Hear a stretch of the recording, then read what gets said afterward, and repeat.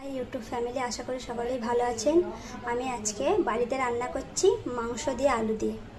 দেখুন তার জন্য আমি কি নিয়েছি। 2 চামচ আদা রসুন বাটা, একটা বড় আলু, লবণ, 2টো পেঁয়াজ, হলুদ গুঁড়ো, লঙ্কা গুঁড়ো, ধনে গুঁড়ো, জিরে গুঁড়ো, তেজপাতা, 5টা এলাইচি, মাংস নিয়েছি 1 বাটি, আর নিয়েছি জাফরান।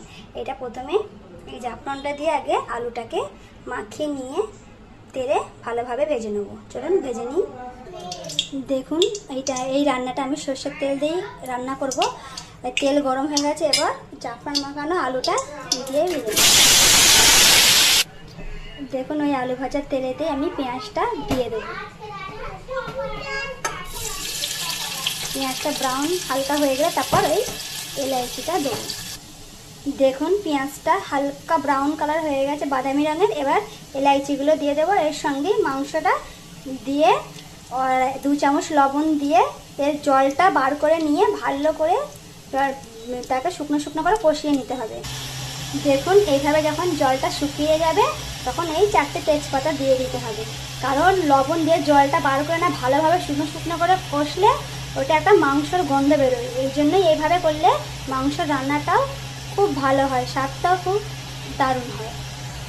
দেখুন আদা রসুন বাটাটা দিয়ে দিচ্ছি। এইটা দিয়েও 1-2 মিনিট ভালোভাবে কষিয়ে নেবো, যাতে এই আদা রসুনের গ্যাসটাও না বেরোয়।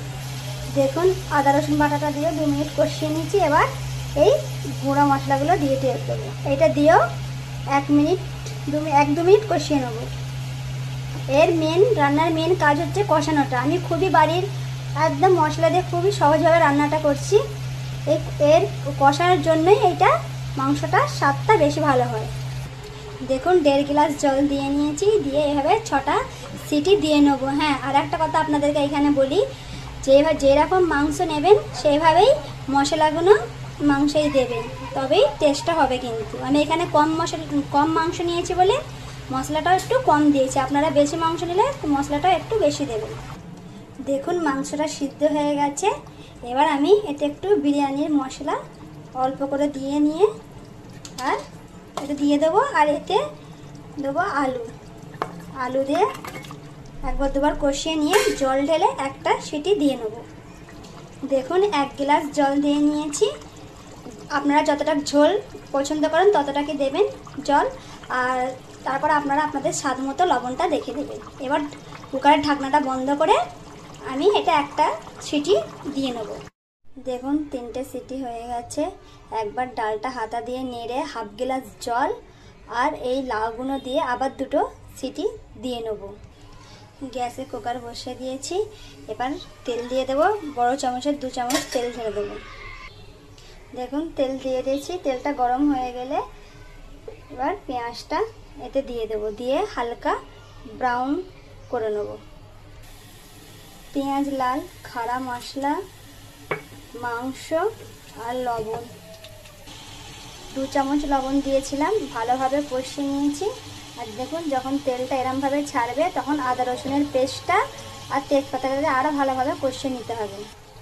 দেখুন ভালোভাবে কষিয়ে নিয়েছি। এবার হলুদ, লঙ্কা, ধনে, জিরে গুঁড়ো সব ভালোভাবে দিয়ে আরও 1 মিনিট কষিয়ে নেব। 1 মিনিট কষিয়ে নিয়েছি। এবার অল্প জল দিয়ে আরও 1 মিনিট ভালোভাবে কষিয়ে নেব। ভালো করে কষানো হয়ে গেছে।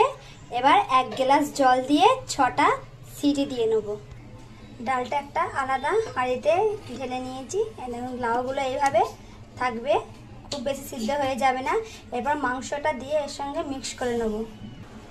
দেখুন মাংসটা মিক্স করে নিয়ে আর 1 চামচ গরম মশলা দিয়ে ভালো করে নেড়ে ফুটিয়ে নেব। আর লবণটা আপনারা আপনাদের স্বাদ মতো দেখে নেবেন। ফুটে নিলেই হয়ে যাবে লাউ ডাল মাংস রান্না। এরপর বানাবো জিরা রাইস। জিরা রাইসের জন্য নিয়ে নিয়েছি একটা হাঁড়ি, গ্যাসে বসিয়ে দিয়েছি। হাঁড়িটা গরম হয়ে গেলে দিয়ে দেবো তেল। তেল গরম হয়ে গেছে। এরপর দিয়ে দেবো এই যে খাড়া মশলা, গোটা জিরে আর তেজপাতা। এটা একটু হালকা সেন্ট বেরোলেই দিয়ে দিতে হবে কড়ি পাতা। দেখুন কড়ি পাতা দিয়ে দিয়েছি, হালকা একটু সেন্ট বেরোচ্ছে। এবার দিয়ে দেবো জল দিয়ে ওকে লবণ দেবো। দিয়েছি 1 চামচ লবণ। তারপরে চালটা দিয়ে দিয়েছি।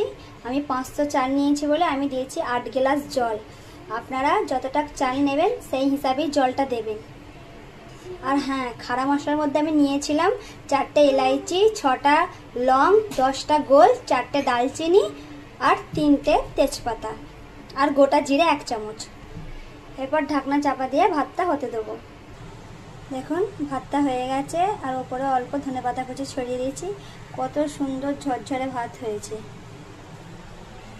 আপনিও এভাবে বাড়িতে অবশ্যই খাবেন, দেখবেন খেতে খুব ভালো লাগে। তাহলে আপনিও বাড়িতে ঝটপট বানিয়ে ফেলুন আমার মতো জিরা রাইস আর লাউ ডাল মাংস রান্না। যদি ভালো লাগে অবশ্যই বলবেন। Thank you.